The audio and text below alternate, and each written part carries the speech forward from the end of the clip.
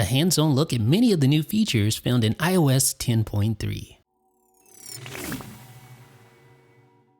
So you can now share podcasts for inline messages app playback. So if you open up the podcast app, you tap share episode, you're going to be able to share using the share sheet with the messages app. And once you send that message, the recipient is going to be able to play that back inline within the messages app.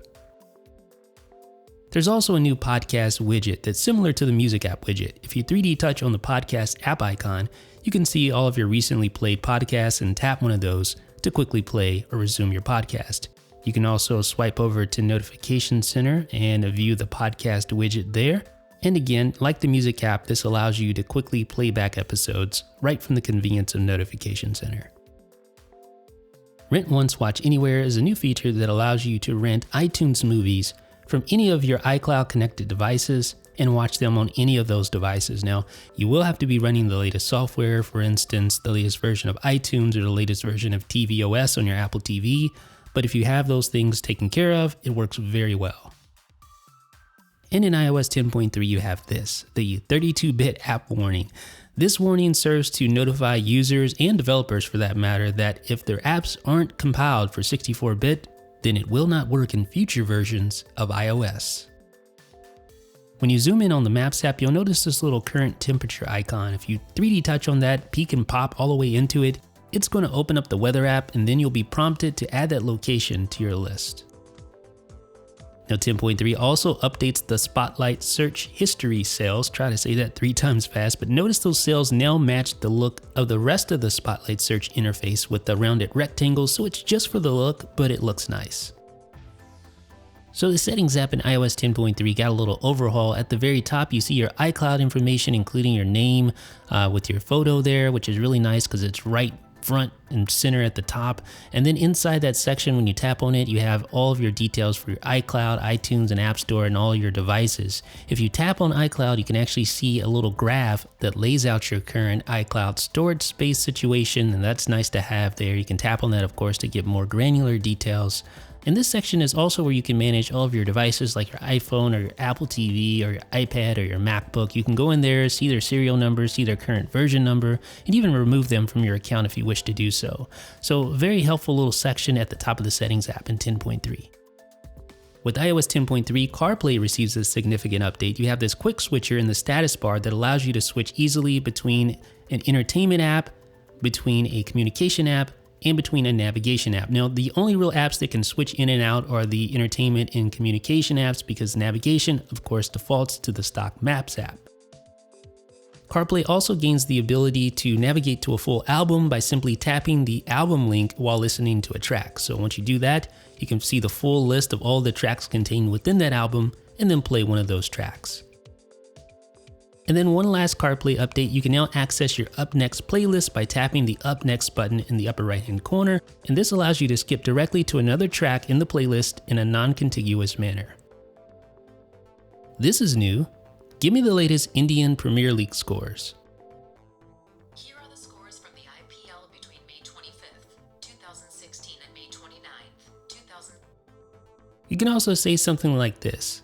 Give me the latest ICC scores. Here are the scores from the ICC between last Friday and last Sunday. So our friends in India will definitely appreciate that addition. App Store reviews received a lot of love in iOS 10.3. Now you can actually determine whether or not a review is helpful. So all you need to do is 3D touch on the review that you read, and then you can select whether it was helpful, not helpful, or you can report a concern. I'm going to say this review was helpful. And then you get some nice visual feedback to let you know your submission took place. Apple has also alleviated some of the friction involved with writing reviews. So now you can just tap Write Review and submit a review like that without having to log in to provide your iTunes credentials, as long as you own the app. Also now developers can respond to reviews in iOS 10.3, and also there's a new store kit that allows developers to prompt for reviews within the app. iOS 10.3 also brings about custom home screen app icons, so developers can implement this within their app, as has been done with the MLB app, so I can switch the icon just like that to my favorite team, and it's done. And if you want to switch back, you can do so right within the app as well. reset, tap OK to confirm, and you're back to the original app icon. Now, of course, one of the headlining features in iOS 10.3 is the presence of Find My AirPods inside the Find My iPhone app. So this feature allows you to locate your AirPods on a map. You can actually locate each individual AirPod, and you can make each individual AirPod emit a sound so you can find the one you're looking for. So if you're looking for the left one, you can mute the right AirPod and vice versa. So I'm going to mute the left one in this example, and let's hear how it sounds. Now this feature does work a little bit different than Find My iPhone, but check out the full tutorial over at 9to5Mac for all the details. When you first install iOS 10.3, you're going to be prompted to share your iPhone analytics with Apple. Now this is used to improve products and services like Siri, for instance. Now all data that is collected uses differential privacy, and we've walked through exactly what that means over at 9to5Mac. Basically, it makes it so that your account can't be identified by the data collected. When you installed iOS 10.3, you may have noticed that it took a little longer than your typical iOS update. That's because it was converting the old HFS Plus file system to the new APFS file system. This is a modern file system that's more ideal for the type of storage used on today's computing platforms. Of course, that's just the tip of the iceberg. Read more about APFS over at 9to5Mac.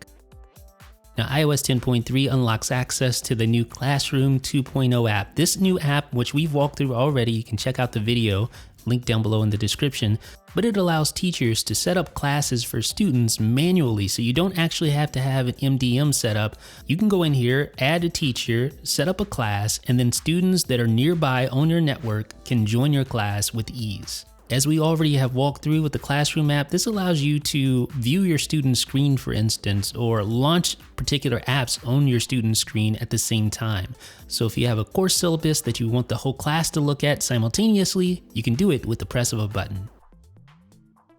And the last thing we'll talk about briefly is the updated Apple TV remote app. It now has iPad support, along with updated now playing features that allow you to do things like view lyrics, and also view your up next playlist. Now, some of these features do require iOS 10.3, so keep that in mind. So ladies and gentlemen, that has been a look at some of the new features found in iOS 10.3. Let me know what you guys think down below in the comments section. This is Jeff with 9to5Mac.